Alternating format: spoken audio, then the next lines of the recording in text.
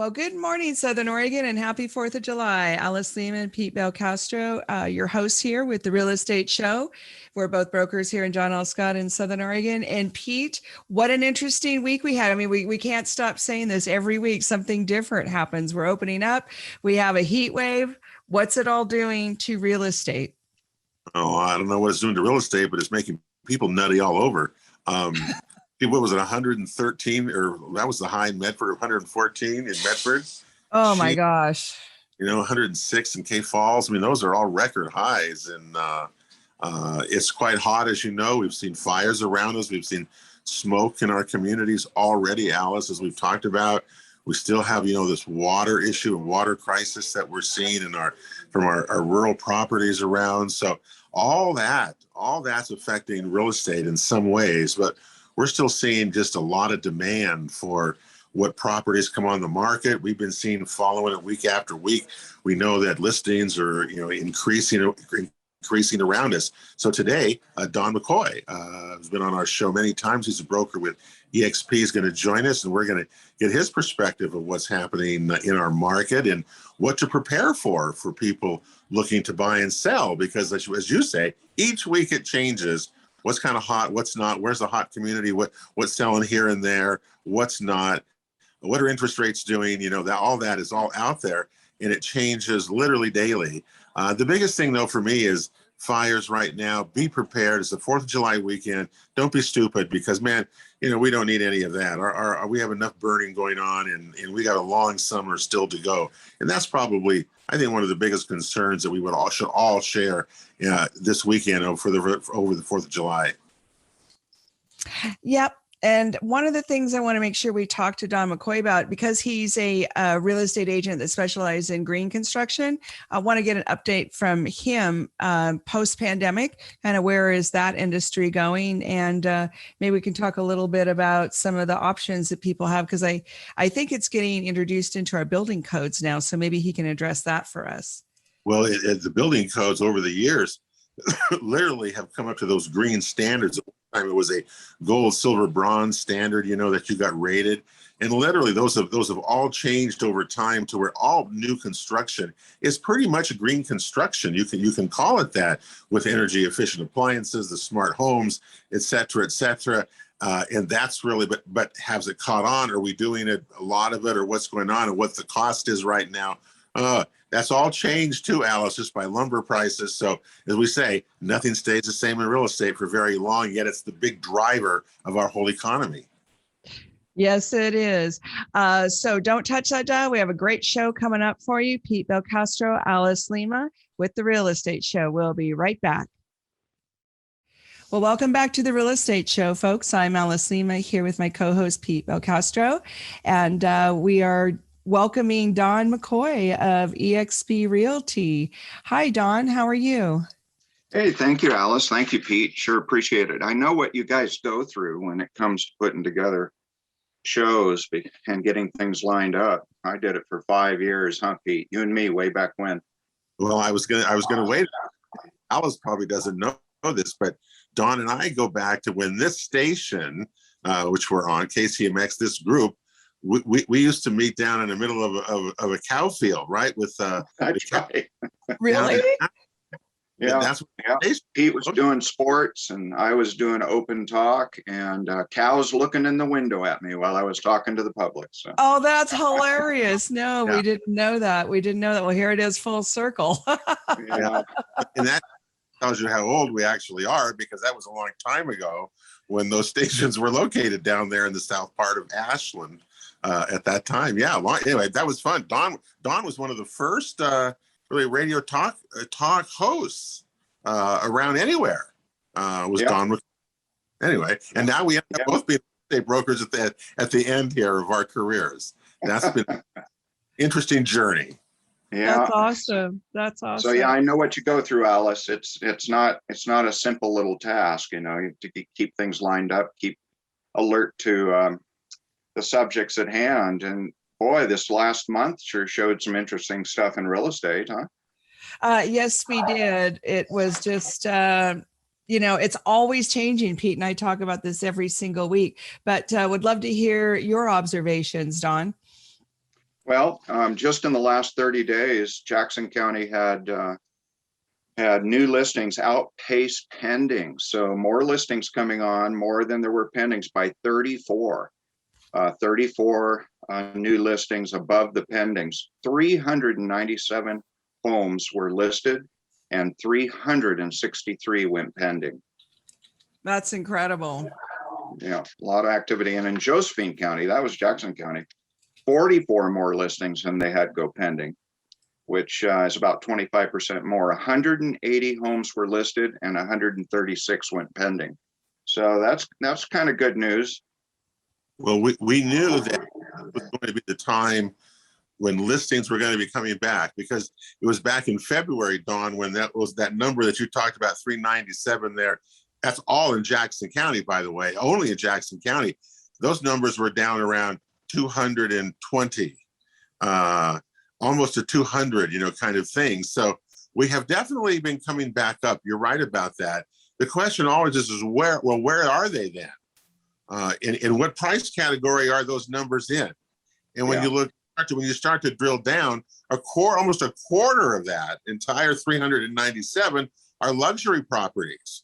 The luxury market is a lot of properties, but when you start looking down in that 350 range, that maybe 325 range, boy, it drops to like maybe 10% of the available inventory. It's very, very little.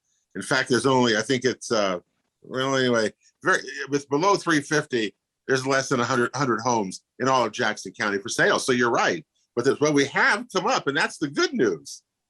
Yep. And there are more coming on the market, which is nice in those lower price ranges. And some of them are not getting scooped up as fast as they were.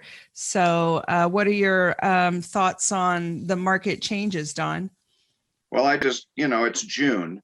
The entire month of June is pretty much behind us. And I'm just thinking that, every year it kind of gets a little quiet for some reason in June. A lot of closings happen in May, in my experience, and had a great year, by the way. My gosh, amazing how much real estate took place to date for me personally in my little neck of the woods. The pandemic has really had a huge impact on Southern Oregon buyers and sellers. And with all the new people moving in and the prices changing, Pete and I talk about this every week, if those price points are still going to stay up there or if they're going to soften a little bit. Yeah, that's an ongoing discussion with my clients, my listings, people that are in the hunt, that are almost locked out of the market right now. They're chasing the market, trying to get their buying power up. And when's the market going to adjust? When's it going to come down? And, I just say, gosh, short of another 9/11, a huge catastrophe that just freezes the entire economy, then I don't see it softening as long as we have huge demand. And that's a thing I wanted to bring up that maybe you've talked about. But it's interesting in the stats in the last 5 years, what kind of sales we've had June through June of each year. So June of 2020 to June of 2021, we had 4,057 sales. Okay. That means there were that many listings out there available, of course. But 4 prior years, we had quite a few less.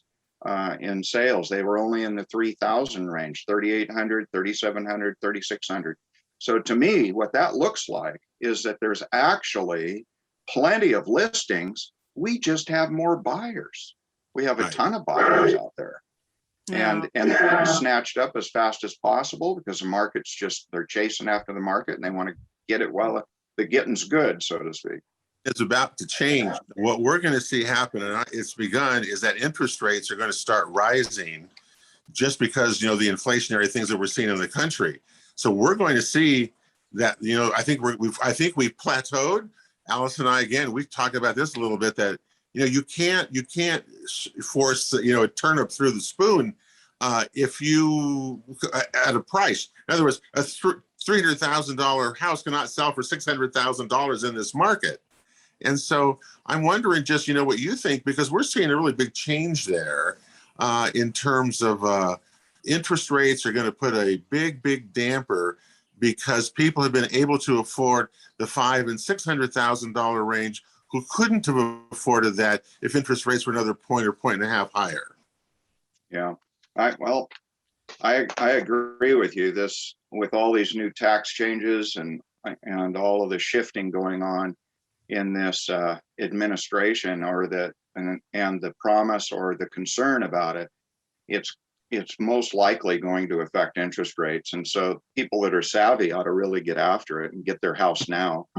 But at the same time, with, like you said, Alice, the COVID has had such an effect on our marketplace, and that a lot of people have decided to sell their properties. And so that's part of this mix, I believe, why we've had so many in this last year compared to prior years, is a lot of landlords said, I'm done, I am through, and I'm going to put my property on the market and get out from underneath this headache. So you couple that with the potential, we haven't seen it yet, but I think what you're saying is right, Pete. I think it's coming.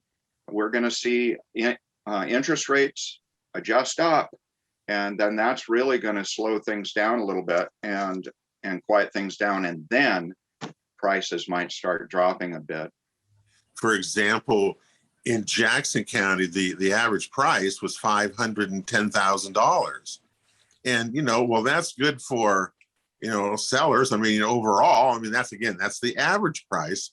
A lot of people are forced out, of the market in that condition. And what do you think? I mean, what we're seeing is really anything below $350,000, where most of us are. Is that still the big chunk of the majority of the sales? The majority of the sales are not coming up here at $900,000 and $1 million. They're 50, 25. They just go so fast. They disappear. So, what are you advising clients, Dawn, to get ready for this, because it's in a tough competitive market? Yeah, it really is. I have a client right now that wanted to write love letters to their would-be seller, and trying to get the edge, on anything like that. And that that I thought, well, okay, let's just do it. Let's make it happen. And then look what the state legislature just did. Yeah. Yeah, isn't that interesting? And he was a real estate agent, that state legislature that actually did it. What did they do, Don? What? I don't understand. What was that? I don't know that. They passed a law that says you can't write love letters to the seller. So please consider discriminatory. me and my family. Yeah. But yeah, they called it discriminatory. I listened to the guy on the radio, interviewed, trying to explain his position, and I could kind of see it. But at the same time, my gosh, if a listing agent and a buyer's agent have some information, it's part of the free speech mechanism that's going on, and the seller doesn't have to pay attention to it, or they do. So the thing is, that's all been cut off now, and they've made it illegal to write letters to that. So what else is coming? Not only the letters, but photographs. And then if you didn't win the bid, people were getting sued. So they just decided to eliminate it completely. Whether that's right or wrong, we don't know. We live in Oregon. We just get used to every couple of years getting new rules, right? Yeah, that's for sure. Well, the legislature knows they can't tax it. They can't tax real estate, which they love to do, but they can regulate more, which they're trying to do and going to do. Yeah. So, well, that in one way, look, you guys, in one way, that's an interesting thing. I've had clients do both of those things. I know you have too, where they wanted to write a letter, and these weren't necessarily in big competitive kind of situations. Some people like doing that. Some people don't. It's up to them. I think you're right. They have that choice. That's the problem with so much of this. They can't figure out that the sellers are pretty smart people, Don, and they can figure that out, and they can accept that on their own without the government telling me you can't do that. I mean, this guy seems kind of stupid to me. It really does. It's pretty far-reaching and discriminatory based upon what? The seller is going to leave money on the table for a better deal just because he got a love letter from somebody else. I mean, come on, follow it through. But anyway, that's all done. So as far as advising clients on how to get into these deals, I've been using escalation clauses from time to time, and so have other agents, and trying to get a little bit of an edge based upon how high they can go. But the all cash deals are wiping us out every time. Yeah, and a lot of those are from the relocators, or a few of them locals have taken money out from, the big run up we had last year. So anyway, that's it's an interesting time, as they say, and we're living through it. We're riding this strange wave that we're on, and I'm just, the cost. That's the other thing we haven't even touched on. It's the costs of building a house now, and the costs of maintaining a house now. Just replacing HVAC units, for goodness sakes, look what's happened to those wholesale costs and then retail costs to the consumer. Well, we've got a quick break coming up here. We're interviewing Don McCoy of EXP Real Estate. Pete Belcastro, Alice Lima will be right back after a word from our sponsors. Don't go away. Welcome back, folks, to the Real Estate Show. I'm Alice Lima here with Pete Belcastro. We're both brokers here in Southern Oregon for John L. Scott, and we're having a very interesting market discussion with Don McCoy of EXP Realty. And Don McCoy is also a green building expert of sorts. So wanted to check in with you about that, Don, because we haven't talked to you for a long time, and now the shutdown is over. So what's going on with the green building movement? Well, as a lot of people know, almost every contractor now that builds a house is pretty savvy on green building, because it's all in our building codes. I mean, the state of Oregon is just so far reaching and so far ahead of so much the rest of the states in the United States, that they have written these green concepts, energy efficient concepts, healthy concepts right into our building codes. What I think is interesting is this big push on solar. Trying to make houses solar ready, so to speak. They go ahead and plumb it and get it ready. Those kind of mandates are coming down on contractors. And in just this last year, I've had some interesting experiences on the solar world. I had one client call me, or it was a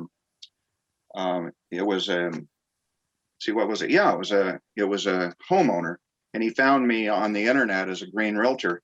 And he said, hey, we're thinking about buying this house. It has solar on the roof. And the real estate agent we're working with says that go ahead and take it off. It doesn't have any value. And don't put it back on, since they're replacing the roof. So here they are putting a brand new roof on. There's solar on it. He says, just take it off and leave it off. It doesn't have any value.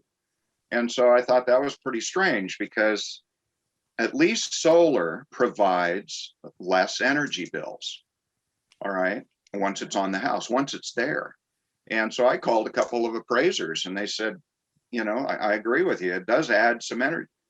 It adds some value to the house, but it's like a swimming pool. They can only give so much value.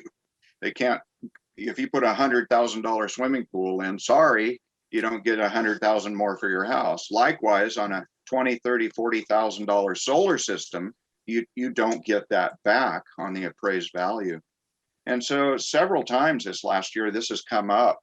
And so maybe you get costs associated with your credits, your tax credits. Maybe that helps. But anybody putting solar on their house, there's not a payback for a long, long time.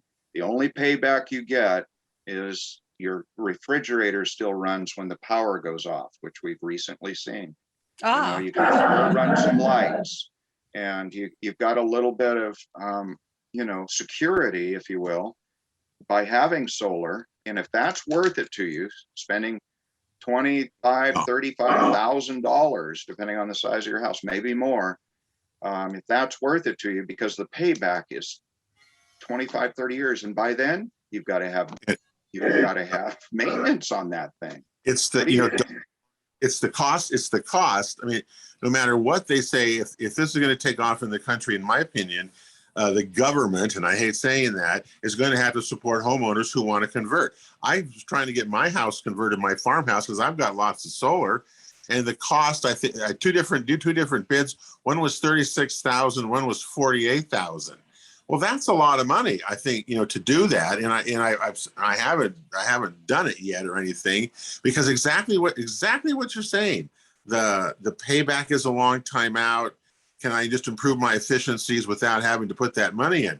One of the alternatives, though, that I've seen a lot of people have done, which is maybe smarter and a whole lot less money, is to put enough solar on your property just to do hot water. Oh, Because that's interesting.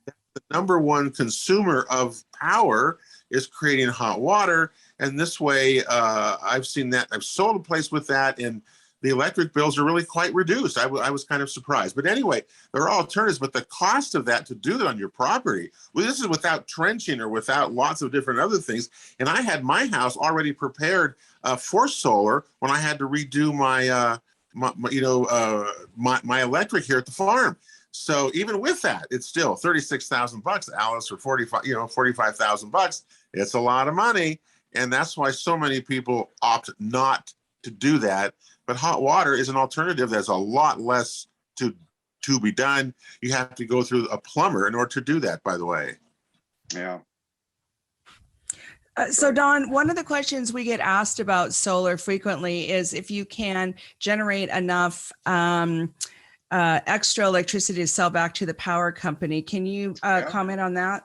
Yeah. In fact, just a few weeks ago, I had some clients that I sold a house to about 3 years ago, and they wanted to go solar. And so their house was only not even 1,400 square feet. Well, there was the solar array they were putting on the roof would have given them a credit back of a whopping $35 a month. Meanwhile, just as you were saying, Pete, the cost of putting it on to them was 30 grand. And so I said, okay, at $35 a month, okay, you don't have any energy bills. What are your energy bills? They said, like $60 to $80 a month. I said, okay, say $80 a month times 12. What do you got? So how many years are you going to live in this house? Well, we're thinking about selling and going back to Montana. We like it up there. I said, then you're wasting $30,000 for a $35 payback and a savings of $1,000 a year. I mean, come on. I wonder what. Because right now, look at the amount of electricity being consumed in our communities with this drought and this heat that we have been all experiencing, which just drives electric use. And so I'm wondering if Pacific Power has already warned of possible rolling blackouts or things like that, because I'm sure our communities are consuming a lot of power right now for people trying to stay cool in this heat. Don, let me ask you a quick question about rural properties, because I know they're near and dear to you as well. And we don't have any water. And I brought this up with Alice, and I had lunch with Tina Grimes, from the head of the Rogue Valley Association of Realtors recently. And I asked about this question because, we sell rural properties based upon, water and irrigation, and we don't have it right now. And we have to warn buyers and sellers about that, because I think all of a sudden a new paradigm exists now that you cannot guarantee that you will get water now every year from here going forward. Do you agree with that, or tell me what you think? I do. And, look what happened. Looks what's happened to our reservoirs. And then the rationing, if you will, if even they ration it when they open up the irrigation ditches, they have to be so careful. And it looks like, if we don't get any more serious rain, which when do we ever in this summertime, and in the future, you can't guarantee anything. And that's the whole thing with rural property. People, well, how does a well work? How do septic systems work? Well, how does irrigation work? All these issues are extremely serious. So I think properties that are close to, like, the river and have a very secure irrigation source, their values are going to do one thing, and that's going to continue to rise, especially if you have industry going on, from hemp farms to cattle ranching to vineyards, whatever that might be, you need that irrigation in a serious way. If you're inland and you're having to have water hauled, look out. And then look what just happened to us with this big chlorine shortage in the entire state of Oregon and Pacific Northwest, and even across the country. Who would have ever thought that we run out of chlorine and then all of a sudden, you're not supposed to use water on your lawns in downtown. And so it's not just rural property. It's right here in the city of Medford, for example. Well, are you familiar with that? Well, we've never seen anything, and we're even 4th of July weekend, by the way. So we're only just beginning summer, and look how dry, as you say, the water levels and the kinds of things out there. It's just a notice, and I think that realtors and all of us need to be aware of, especially looking at rural properties right now, because they'll say, you got water and you've got this kinds of things, and we need to tell people, to buyers, that that may not quite be as accurate now going forward, because that's going to reduce values. I think it's going to, especially different types of rights and things, and what's going to happen if we only get a little bit and only so many people get it, and this kind of thing. So we don't want to go through that. It'll be just a mess, and hopefully we will get through it, but it's changing the way we look at these properties again. From a few years ago, remember, we were in the cannabis rush, then we went through the hemp rush, and now we're going through the water kind of rush right at the moment. And it changes all the time for rural properties right now. And I think we're going to go through a big change here in the future. And we need to warn buyers about that situation going forward. Well, and I think Right. we may also impact the desirability of our area for commercial farmers. I mean, regardless of what crop or animal du jour we have in Southern Oregon, because we do cycle through different kinds of crops and profitable animals in our agricultural area. But now that people have more choices about where they can live because remote working and this and that and technology, I'm a little worried that, we might not get as many farm type people wanting to live here because they don't have consistent water. Yeah, that's really a good point. And it's just a serious issue. It's one of the other issues that our Southern Oregon region has to be very concerned and alerted to. But it can shift back. We can start getting, who knows, we can start getting our rain back again, our snowpacks back again, which are so critical. I mean, who can predict the weather that far out to know that it's always going to be disastrous? The farmers have always relied. The difference between Alex and Don in agriculture wise in the Klamath Basin right now, there's a lot of sprinkling going on. It's all coming from wells, deep production wells. The Rogue Valley doesn't have that deep production wells underneath it. And so you're not seeing hardly any sprinkling going on. And they're planting things. There's a lot of water hauling going on. Go up to the Duff treatment plant out where Medford owns the Medford Water Commission. Their trucks are lined up out there waiting for water, to haul water to wells, for everything all over Jackson County. And it's only first. We're not even to the 4th of July yet.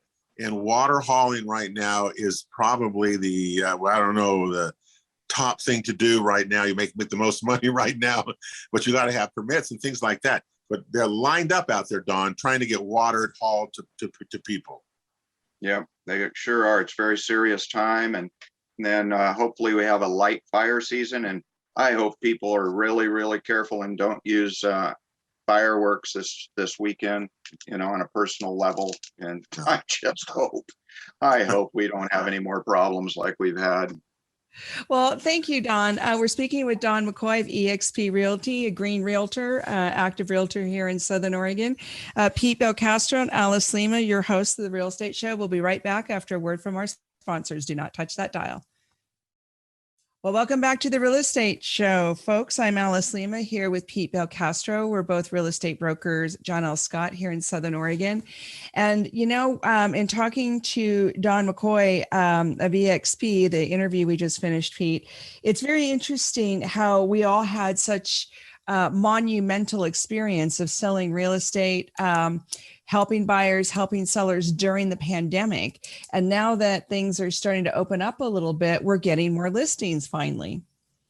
Well, but it was going to happen sooner or later, and it wasn't like we weren't getting listings coming on. I mean, they were pretty consistent. What was happening, as Don pointed out, was that the demand was just so great in some price categories that it just kind of wiped out those new listings. So it seemed like nothing was ever changing. There was still nothing to buy, where in fact there was.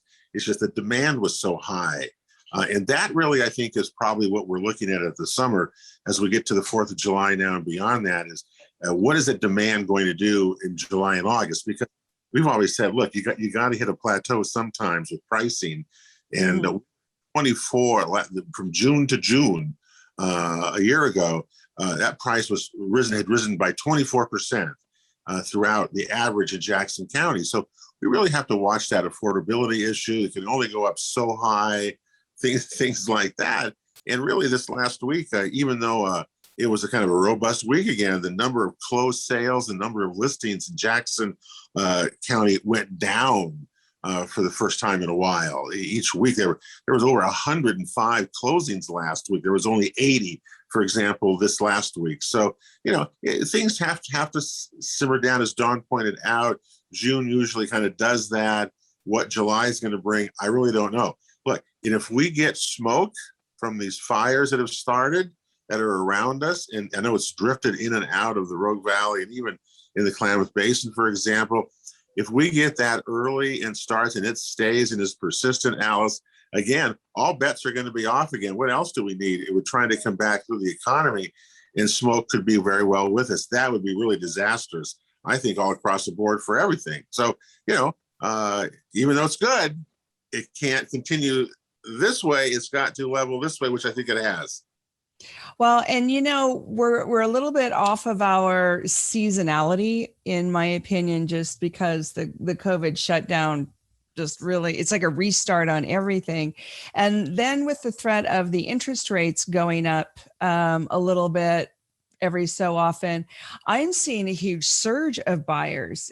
People are ever more committed to getting that first time home, to getting that investment property. So I really want to encourage people, if they did think about listing, to go ahead and get that property on the market, because I'm thinking there's going to be ever more buyers than there were before. What do you think about that? Well, and the reason there are, look, buyers are not stupid here. I mean, they know what's going on. They're not. They hear us talking about, buyers know what's going on. So what's happened, I think, and we can certainly talk to Guy Giles about this, I think maybe next week, is that people know that interest rates are going to be high. They're trying to get locked into an interest rate that's still maybe 3% or 3.2 or something like that before it goes to 3.5 or 3.75. You see, so the buyers all of a sudden rushed in here trying to get pre-approved, get it ready to go when the property came, because they wanted to lock in the interest rate rather than wait. Now, is there enough to satisfy all that group, or what prices they're looking at, or they're ranged in, or what they're approved for, is a whole nother story. That would be a whole other show we could do on that. But they're out there. You're right. The demand is still there. That has not changed. Even from local folks who are trying to downsize or upsize their own life. We forget about that, Alice. We always talk about people moving here. What about people who are here who, remember, 40% generally are from outside the area moving here. 60% of our sales have generally been people who were here either moving up or down. Now that may have changed, but where are they going and what are they doing? If we can help them get ready to do that, then we're going to have more listings coming on when those sellers can find their replacement property. That's right now, it's still difficult. As you know, that's still difficult to do. Yeah, but the market conditions seem to be tolerating the idea of sellers having more time to find a replacement property. At least I'm seeing quite a bit of that. There are some buyers that just can't give that to a seller, but for the most part, the buyers are being coached by good real estate agents that if you can offer that to the seller, you might get in a better position. But the idea that you can use this opportunity post shutdown, there's so much cash. People didn't spend any of their money if they were in a situation where they could continue working. They just didn't spend any money. And so did you see on the financial news this week, they were reporting people just have these stockpiles of cash. And then in Southern Oregon, at least, our property prices went up so fast that they're in a good position to go ahead and upside and still have a pretty good, reasonable payment. Well, they're putting money down. Remember, I think it was big time. Realtors said it was half of all sales. I think it was the month of April of this year. The buyers put at least 20% or more down, and that was like unusual. The third time that had ever happened. Yeah, so that was very unusual. But yes, that's what's happening. Yeah, but it's nice to see people reinvesting their profits in real estate. And another thing they're reinvesting their money is back into small businesses. I think you're seeing also the ability of some people to say, look, I liked the freedom. I'm going to go maybe start a small business that I wanted to, because you're seeing a lot of small retail spaces now kind of be for that are not very much money. And landlords know it's not the way it was.